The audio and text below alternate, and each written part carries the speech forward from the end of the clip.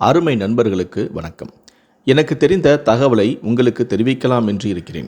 ஒருவேளை மற்றவர்களுக்கு இது ஏற்கனவே தெரிந்திருக்கலாம். ஆனால் எனக்கு தற்போதுதான் இந்த டெக்னிக்கே தெரிய வந்தது. இந்த ஃபோட்டோவில் பாருங்கள். கேட்டில் ஒரு கலர் பாட்டிலை நான் கட்டியுள்ளேன். இதுதான் நாய் விரட்டி. ஆமாம், எங்கள் வீட்டு கேட் முன்னால் இவ்வளவு காலமாக நாயின் தொல்லை தாங்க முடியவில்லை. எப்போவுமே 4-5 நாய்கள் படுத்து கொண்டே இருக்கும். என்ன விரட்டினாலும் போகாது.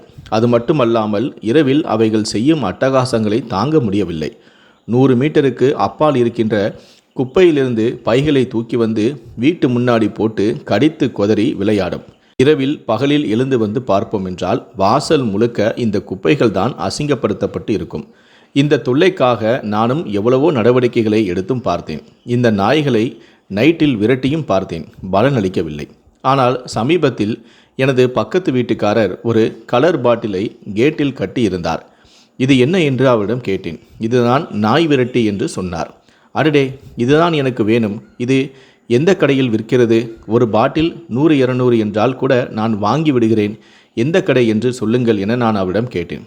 அதற்கு அவரோ சிரித்து கொண்டே, எனக்கும் எங்கும் போக வேண்டாம், ஒரு வாட்டர் பாட்டிலில் குங்குமத்தை கலந்து அதை பாட்டிலில் அடைத்து வைத்து விடுங்கள். நாய்கள் அந்த பக்கமே அண்டாது. இதை நான் பிராக்டிக்கலாக செய்து பார்த்துதான் நான் உங்களிடம் சொல்கிறேன் என்று என்னிடம் சொன்னார். என் வீட்டு முன்னால் இருசக்கர வாகனங்கள் நிறுத்தியிருப்பேன். 4-5 நாய்கள் படுத்துக்கொண்டு 2 வீலர் கூட எடுக்க முடியாது. எனவே இந்த டெக்னிக் தெரிந்ததும் இவ்வாறு நான் செய்தேன்.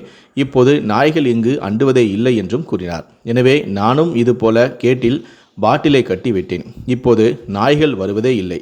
எனவே உங்கள் வீட்டிலும் தெருநாய்கள் தொல்லை என்றால் இதை செய்யுங்கள். ஒரு வாட்டர் பாட்டிலில் குங்குமத்தை கலந்து கட்டிவிடுங்கள். அதுவே போதுமானது. முரளி என்கிற சாலிகிராம பகுதி நபரின் பதிவுதான் இது. செலவு ஒன்றுமில்லை, முயற்சித்து பாருங்கள். முடிந்தளவுக்கு இந்த வீடியோவை மற்றவங்களுக்கும் ஷேர் பண்ணுங்கள். நன்றி, வணக்கம்.